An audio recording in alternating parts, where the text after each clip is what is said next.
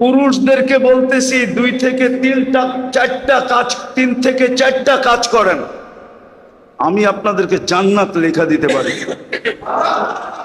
কয়টা? 3 থেকে। মা বোনদেরকেও বেশি বলবো না, হয়তো একটা বেশি বলবো। কয়টা? আর একটা বেশি নাও বলতে পারি, দেখি হাদিসে কি আছে। শুধু যদি 3 থেকে 4টা কাজ করতে পারেন, পারবেন? দিলে হাত রাইখা বলতেছেন তো?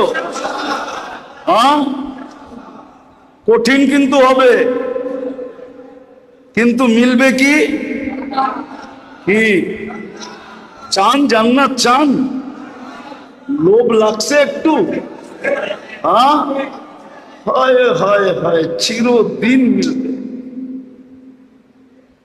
চিরদিন সুখ আর সুখ, শান্তি আর শান্তি, মজার মজা, ফুর্তি আর ফুর্তি।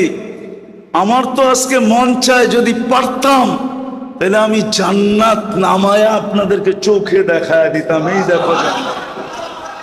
নাইলে পর্দা সরায়া দেখায় দিতাম, সর ছাদ, আমি আজকে এদেরকে জান্নাত দেখায় দিতাম। যেইখানের মানুষের লোভ লাগুক জান্নাতের,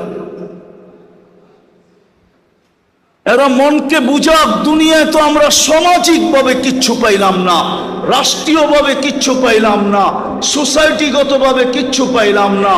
আমরা তো সারা জীবনই বাসমান রইলাম, আমরা তো বাঁচতে বাঁচতেই একদিন কবরের কোলে চলে যাই।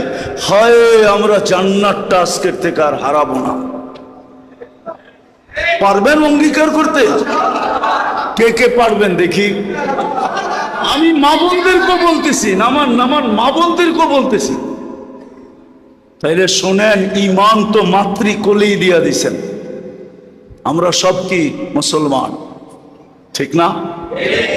শুধু মুসলমান না, আমরা উম্মতে মুহাম্মাদি। আমাদের গ্রেড অনেক উপরে। সমস্ত উম্মত এক করলেও আমাদের সামনে বিন্দু হবে কিনা সন্দেহ আছে। আমাদের মর্যাদা এত ঊর্ধ্বে। কোরআন বলে খায়রু উম্মাহ, আর খায়রের তরজমা আমি হাদিস দিয়া করতেছি। আল্লাহর রাসূল বলে ওয়ালি খায়রি লা নিহায়া, আমার খায়রের কোনো সীমা রেখা নাই। বিদায় তোমরা যে উত্তম উম্মত, তোমাদেরও কোনো সীমা রেখা নাই।